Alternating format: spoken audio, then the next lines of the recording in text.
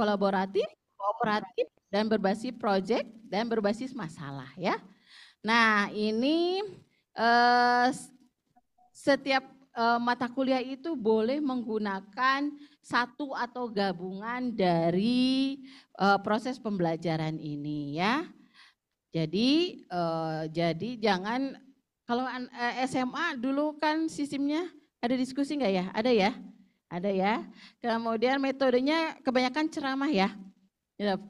Seperti gini ya. Cuman satu arah kan ya.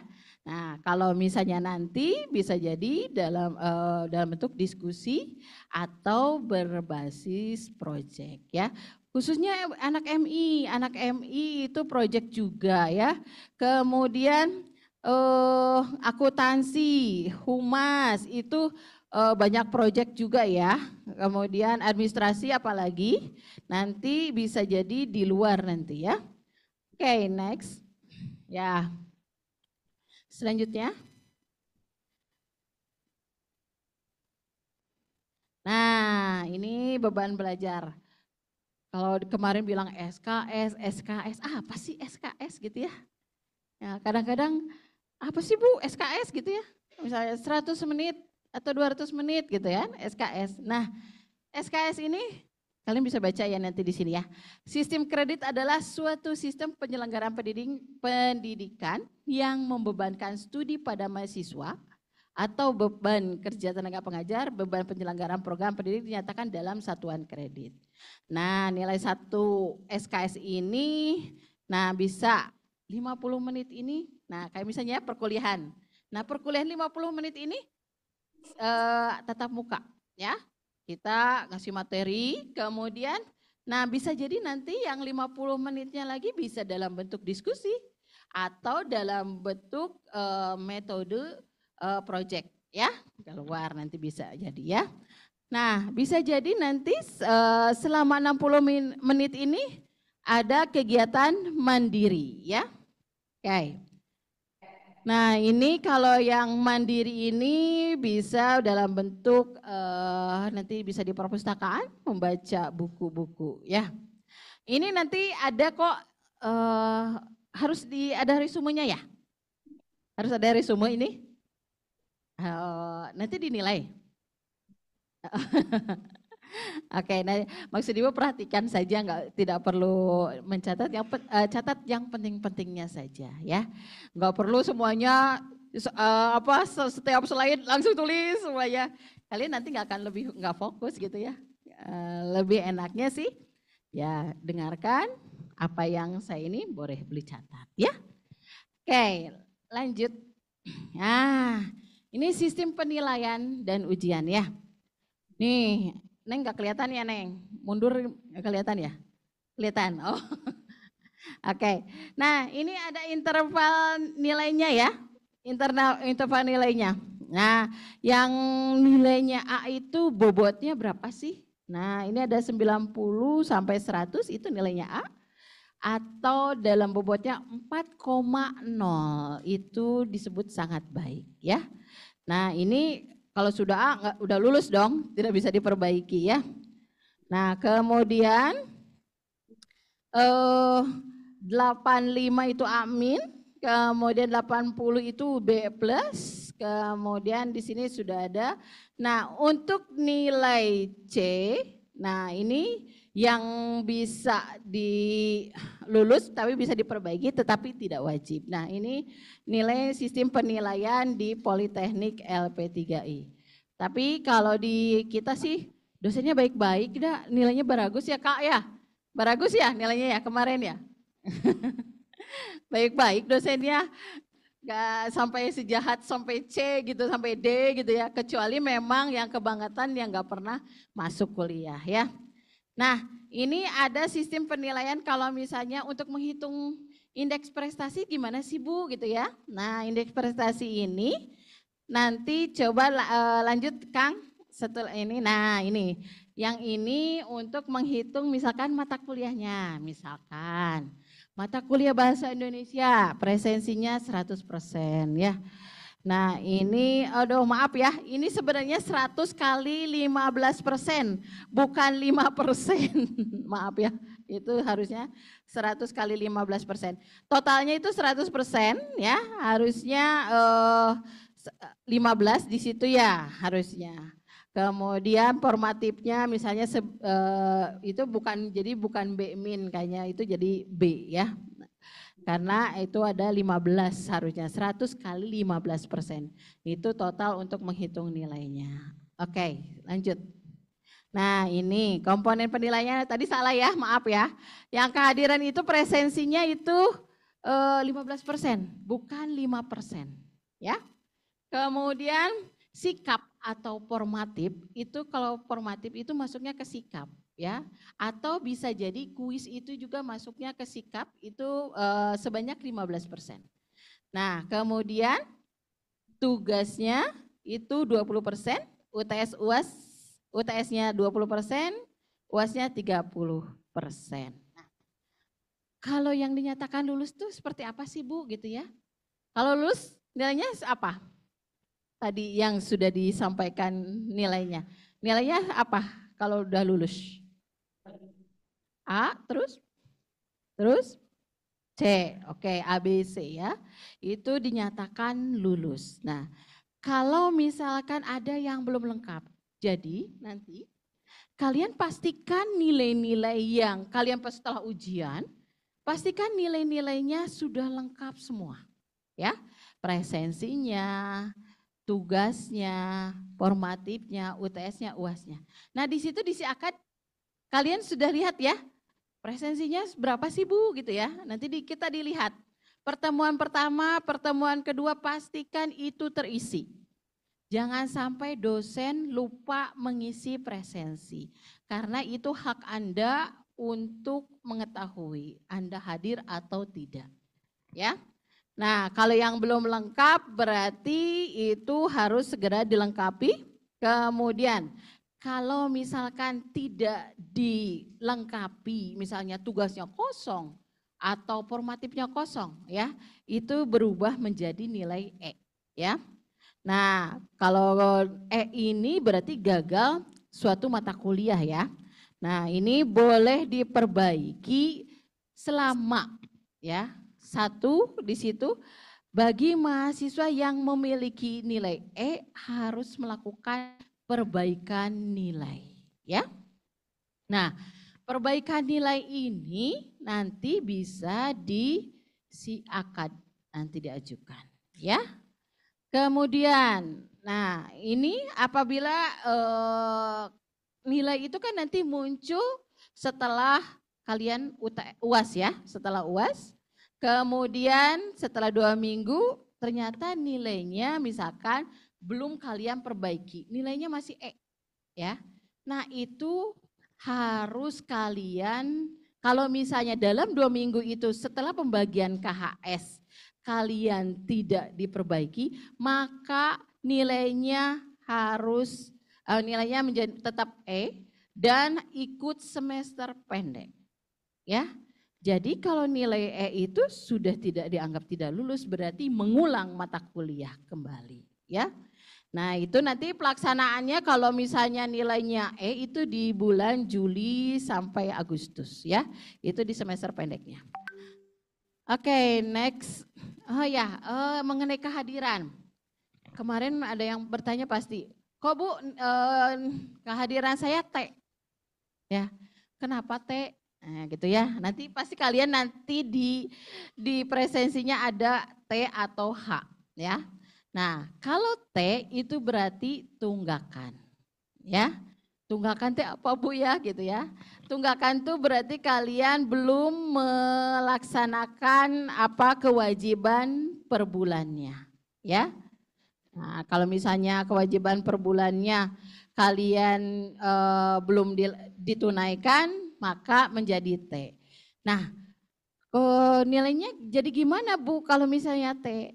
T itu jadinya kalau hadir itu nilainya 1. Kalau T 0,6. Nah, supaya menjadi H, ya laksanakan tunaikan dulu kewajibannya ya. Nanti setelah akhir semester itu kalau misalnya kewajibannya terpenuhi, itu akan berubah menjadi H. Ya. Gitu. Jadi nggak usah khawatir misalkan bulan ini kalian T misalkan. Nanti akhirnya di akhir perkuliahan itu sudah menjadi hak kembali ya kalau sudah ditunaikan. Nah, ini untuk pengajuan perbaikan nilai ya. Nah, untuk yang perbaikan nilai ini hanya C min ya. Kalau C tidak dilakukan perbaikan ya. Nah, ini kalau misalnya C, D, E itu ya kalau apabila ada komponen penilaian yang kosong ya. Nah, pengajuan perbaikan ini dilakukan 2 minggu kalau 2 minggu setelah ini ya pengisi apa nilainya sudah muncul. Kalau misalnya nilainya sudah muncul, kemudian sudah diperbaiki, tetap nilainya masih E, ajukan perbaikan, ya.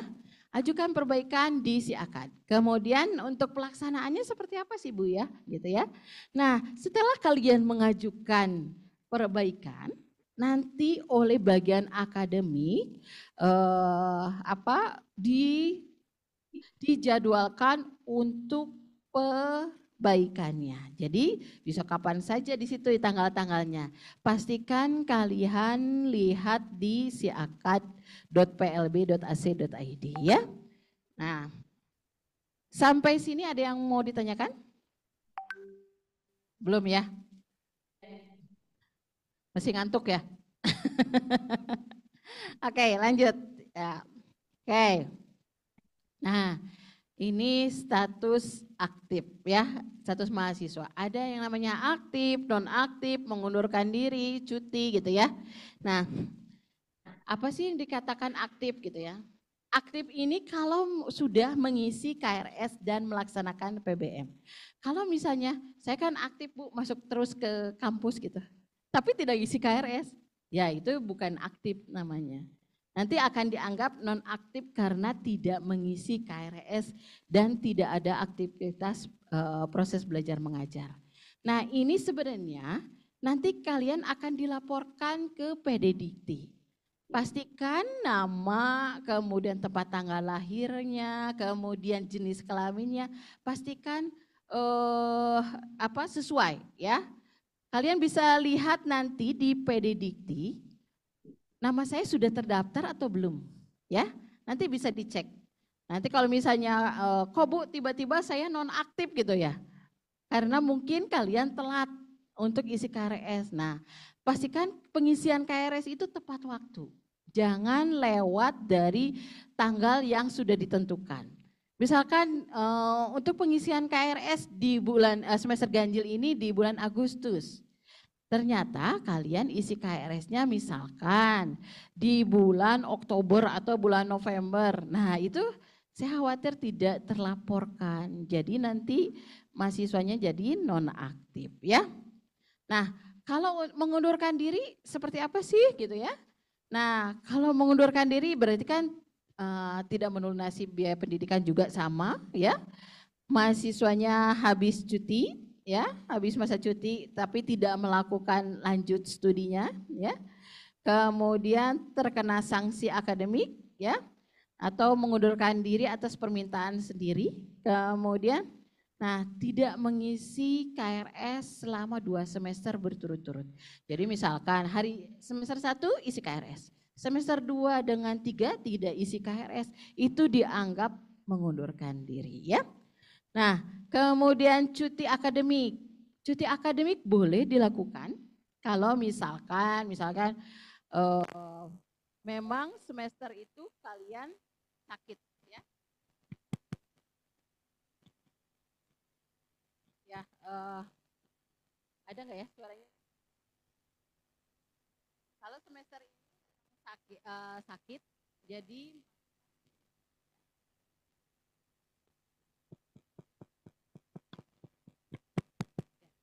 oke, terus ya, ini kayaknya agak habis ya, mau habis ya. Ya nanti pengajuan cuti ini nanti bisa dilakukan, ya kalian lakukan nanti di si akad juga bisa diajukan, ya. Ada nanti form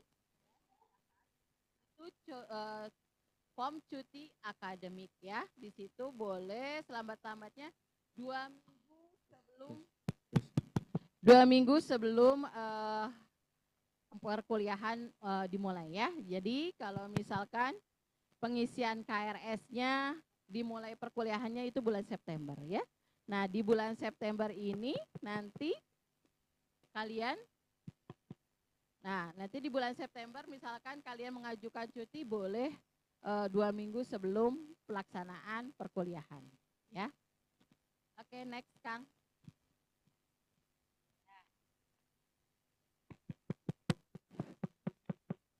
Satu.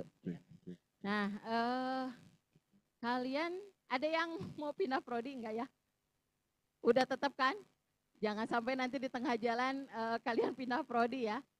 Ya, pastikan mantap prodi. Sekarang saya mau ambil misalkan administrasi bisnis. Tiba-tiba di semester pas di tengah jalan, Bu kayaknya enak manajemen informatika gitu kan, gitu kan. Langsung kalian minta pindah prodi. Nah, boleh kalian lakukan pindah prodi, tetapi tidak lewat semester ya. Misalkan semester 1 boleh kalian pindah prodi, semester 1 ini boleh. Nah itu paling lambat kalian di Desember atau di bulan Desember lah. Desember itu harus kalian lakukan untuk pengajuan pindah prodi. Itu boleh ya. Tetapi kalau misalnya kalian tiba-tiba bulan Maret atau di semester 2 itu kalian mengajukan pindah prodi, agak sulit juga ya.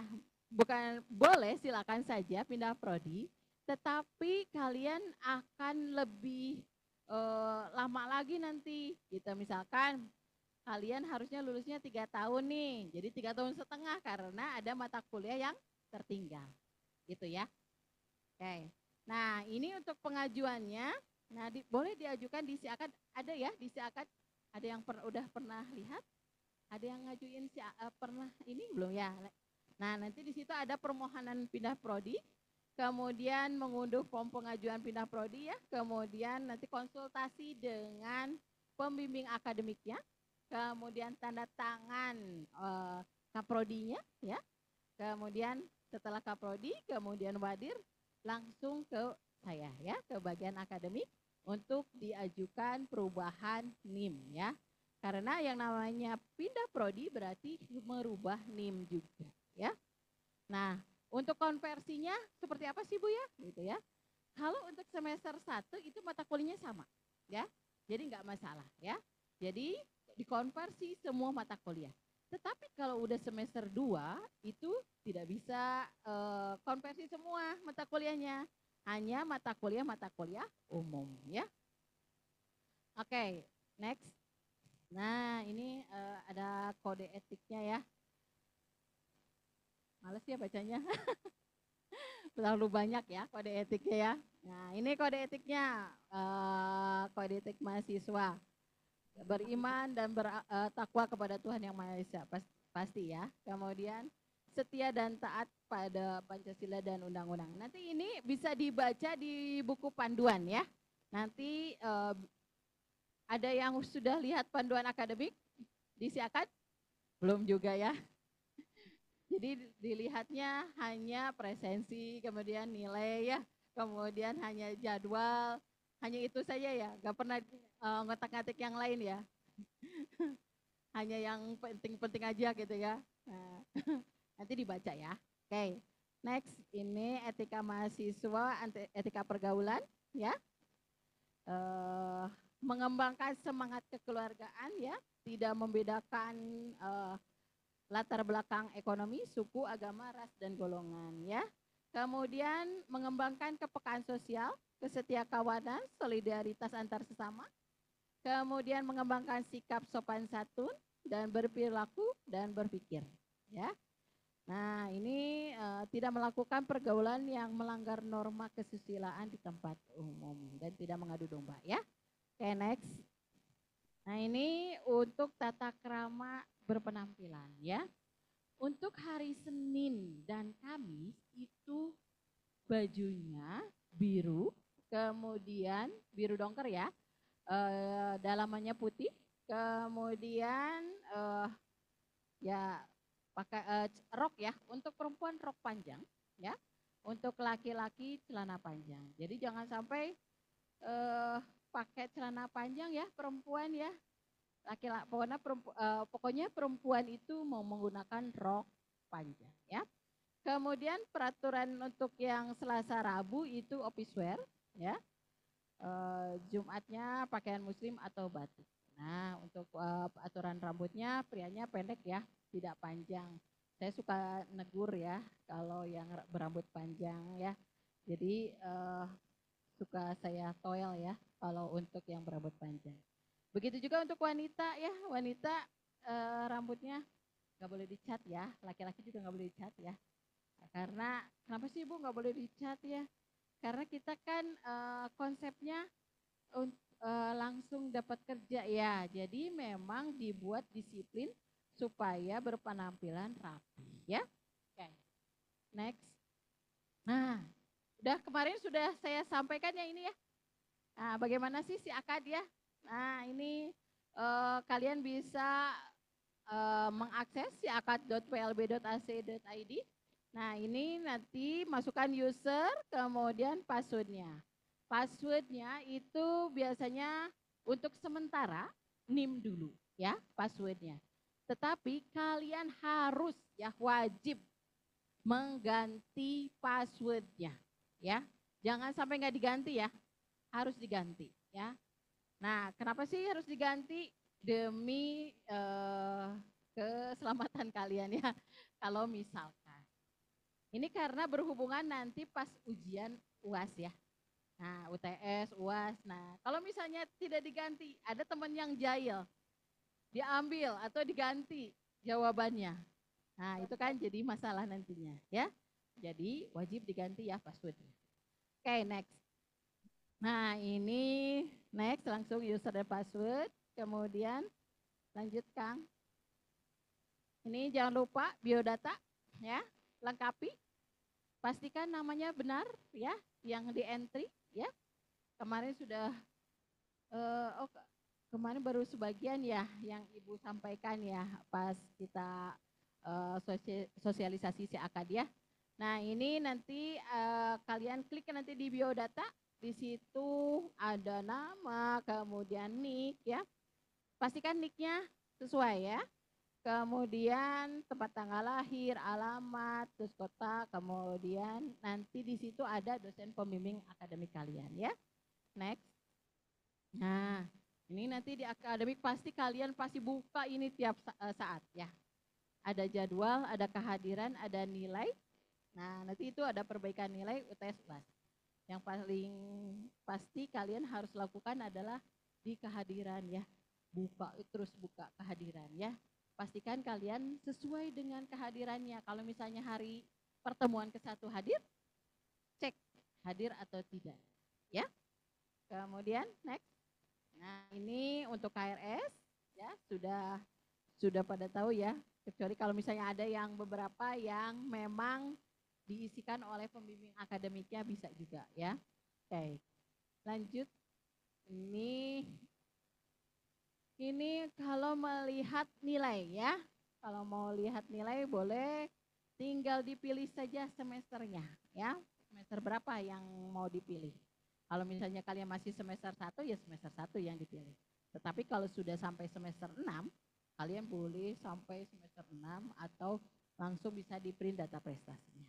Nah, kalau data prestasi ini berarti mata kuliah yang akan kalian lakukan di 3 tahun itu ya, atau 4 tahun ya. Next ya, ini jadwalnya. Ini untuk yang LMS ya. Nah, nanti ada yang sudah lihat kakak kelasnya biasanya ya. Nanti bisa dilihat di sini di jadwal mata kuliah LMS-nya. Jadi kalau misalnya materi-materi yang disampaikan oleh dosen, misalkan PPT pertemuan pertama, pastikan kalian minta dimasukkan ke dosennya, ya. Ke dosennya jangan Bu, karena biar kita ngulang, ya, biar mahasiswa ngulang. Kalau misalnya kalian lupa menulis, gitu ya, lupa menulis, Nah, kemudian kalian bisa mengulang dari di view ini ya nanti ya di LMS-nya. Begitu juga nanti ada tugas-tugasnya, ada RPS-nya. Jadi sebelum dosen masuk kelas itu biasanya ada kontrak belajar dulu. Ya. Beda kalau misalnya SMA ya. Kalau kuliah kan nanti di kontrak belajar misalkan mata kuliah manajemen. Apa saja yang disampaikan dari semester 1 dari pertemuan 1 sampai pertemuan 16 ya. Nanti kalian disampaikan kemudian tugas-tugas apa saja yang harus disampaikan. Nah, komitmen-komitmen dengan dosennya seperti apa, ya. Oke, next. Ya, ini untuk UTS nanti kalau kalian telat nanti boleh ajukan susulan ya. Next. Oke. Nah, ini boleh kalau misalnya kalian tadi kayak Ibu nilainya ada yang nilainya atau apa, ajukan perbaikan. Perbaikannya misalkan apanya, tugasnya, UTS kah atau UAS-nya ya. Nanti kalau misalnya sudah isi KRS itu akan muncul kalau nilainya tidak memenuhi akan muncul di perbaikan ya. Oke, next. Ini untuk yang CNP-nya, kemudian kalau misalnya kalian untuk pembayaran, boleh dicek di situ ya, di tagihan, di rencana bayarnya apa saja, jadi tagihan bulan ini berapa sih gitu ya, sudah ada di situ. Oke, next Kang, ya di sini keuangannya, oke. Nah, ini sudah ada yang upload ini data pendukung? Sudah semua ya? Belum. Diisi ya, jangan sampai enggak ya. Karena ini buat pelaporan ke PD Dikti ya. Jangan sampai kalian tidak mengisi ini ya. Nah, oke lanjut. Nah ini form uploadnya. Oke ya, udah habis ya. Ya, terima kasih. Ya, itu saja yang bisa Ibu sampaikan. Ada pertanyaan? Oke, baik. Silakan, Neng.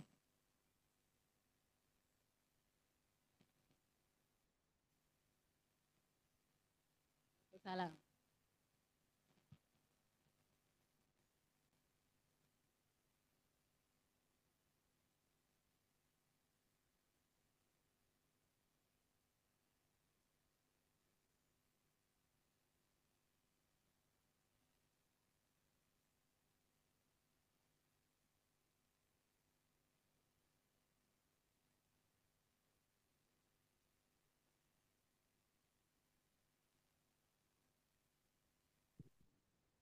Punten Ibu, ini dari PSDK Cirebon ada yang mau bertanya. Ya, sebentar. Oke, bagi mahasiswa misalkan di tengah jalan, saya sudah diterima tahunya di luar negeri tuh ya, di luar negeri. Nah, kemudian saya kan masih kuliah di sini, kamu harus memilih berarti. Mau memilih yang mana? Mau di sini atau di sana gitu.